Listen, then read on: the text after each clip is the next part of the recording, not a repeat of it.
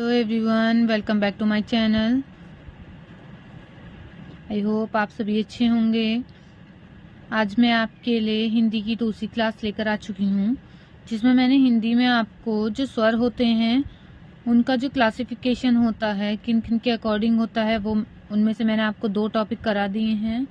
तो मात्रा के आधार पर और जीवा के आधार पर स्वरों का वर्गीकरण। अब तीसरा पॉइंट देखते हैं हम, मुख द्वार खुलने के आधार पर स्वरों का वर्गीकरण कैसे होता है।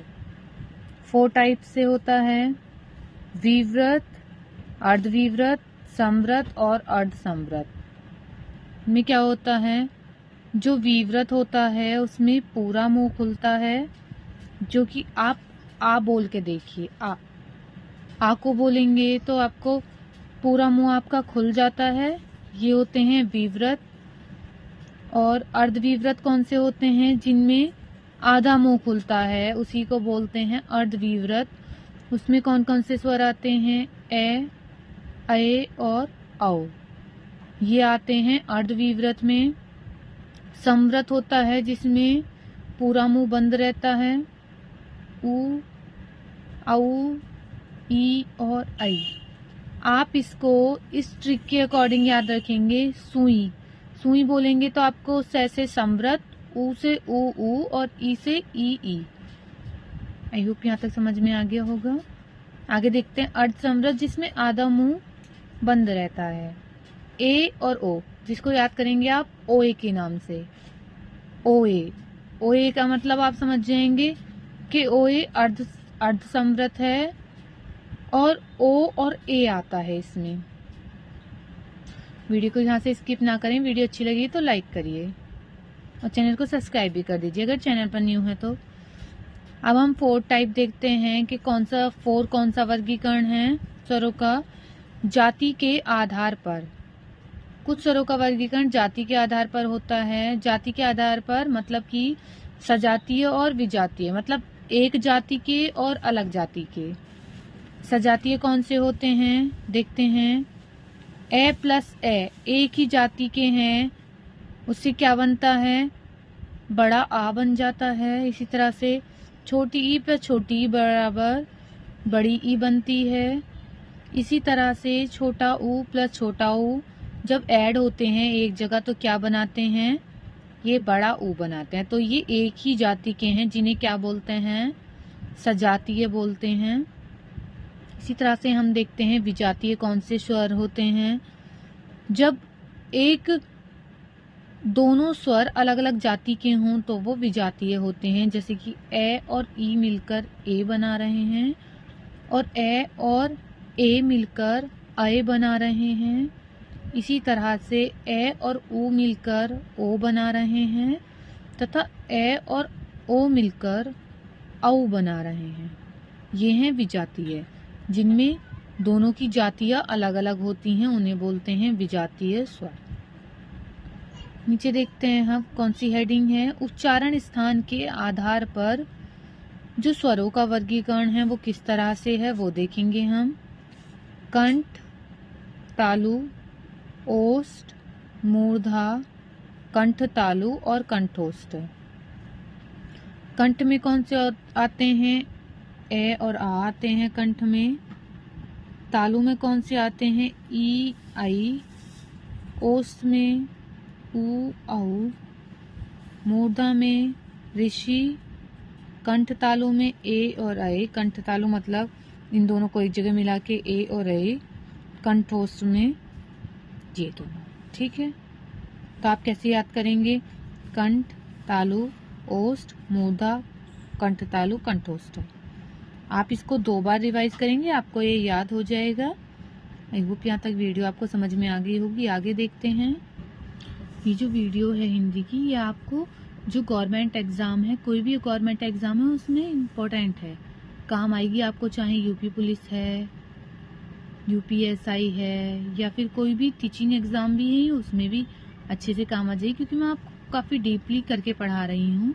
यहाँ से बाहर कोई भी क्वेश्चन नहीं आएगा अगर आप अच्छे से यहाँ से तैयारी करते हैं तो। ओके, अब हम देखते हैं न्यू टॉपिक है अनुनासिक। अनुनासिक कौन से होते हैं। अनुनासिक चंद्र बिंदु होता है।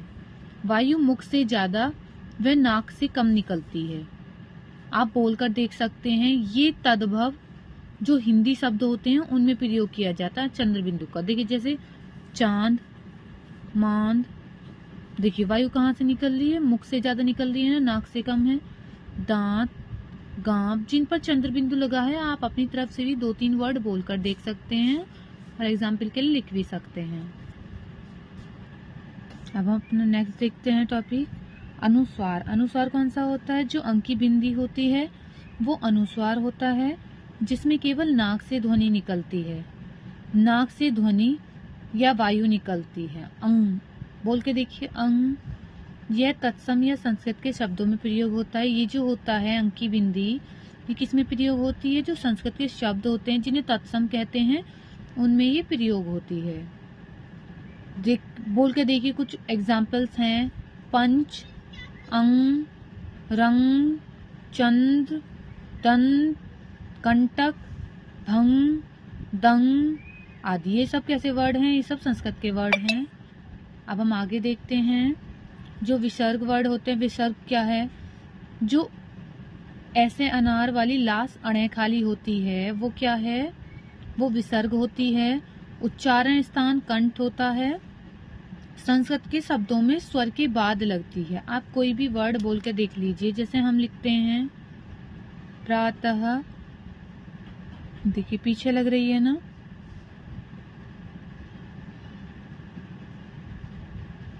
खुश लग रही है ना यहाँ भी। दुख, तो ये क्या होता है? ये बाद में लगती है। आई होप यहाँ तक समझ में आ गया होगा। अब हम आगे देखते हैं। व्यंजन की डेफिनेशन में आपको पिछली वीडियो में करा चुकी हूँ।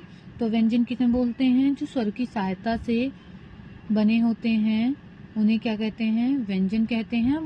अब हम देखते हैं व्यंजन का जो वर्गीकरण है किस हिसाब से हुआ है, किन किन तरीकों से है। सबसे पहले देखते हैं उच्चारण के आधार पर व्यंजन का वर्गीकरण। जो क्या है? स्पर्श व्यंजन है, वर्गीय व्यंजन बोलते हैं उनको, उद्दीप्त व्यंजन बोलते हैं। इनकी संख्या 25 होती है। किस तरह से डिवाइडेड है? 16, 4 और 5 के अकॉर्डिंग ये डिवाइडेड है। 5 जो होते हैं उन्हें नासिक्य बोलते हैं, 4 जो होते हैं उनको स्पर्श संघर्षी बोलते हैं और 16 जो होते हैं उन्हें स्पर्श व्यंजन बोलते हैं। तो व्यंजन कहाँ से स्टार्ट होते हैं, कैसे स्टार्ट होते हैं? तो हम देखते हैं। देखिए अब हम लिख लेते हैं।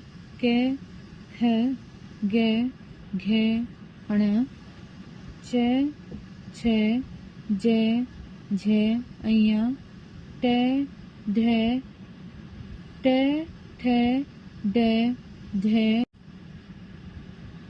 त, थ, द, ध, न, प, फ, ब, भ, म।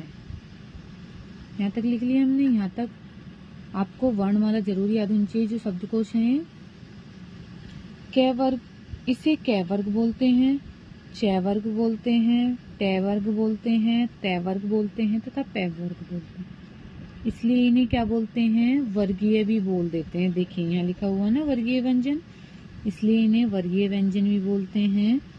और ये इनका उच्चारण स्थान है। आपको ये याद रखना है। क वर्ग का उच्चारण कंठ है, च वर्ग का तालु है, ट वर्ग का दंत मूर्धा है, त वर्ग का दंत है और प वर्ग का ओष्ठ है। आई होप यहाँ तक समझ में आ गया होगा। आगे देखते हैं। जो लास्ट वाले पांचवा नंबर है, 5वें जो ये वर्ण है इनको क्या बोलते हैं? पंचमाक्षर या फिर नासिक्य वर्ण बोलते हैं। इनको हम क्या बोलते हैं? पंचमाक्षर या फिर नासिक्य वर्ण।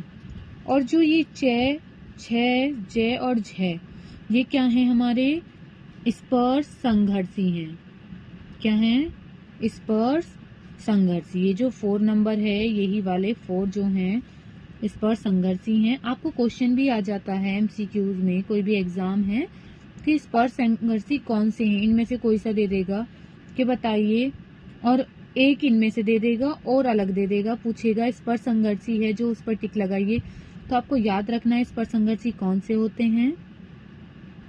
जो मूर्धा में रैरथवी मूर्धा में आता है और दंत में कौन आता है, से और ले। ये याद रखना है आपको। आई होप यहाँ तक समझ में आ गया होगा। हम इतना ही रखते हैं। वीडियो अच्छी लगी है तो लाइक कीजिए, चैनल को सब्सक्राइब कीजिए और अपने फ्रेंड के पास शेयर कीजिए।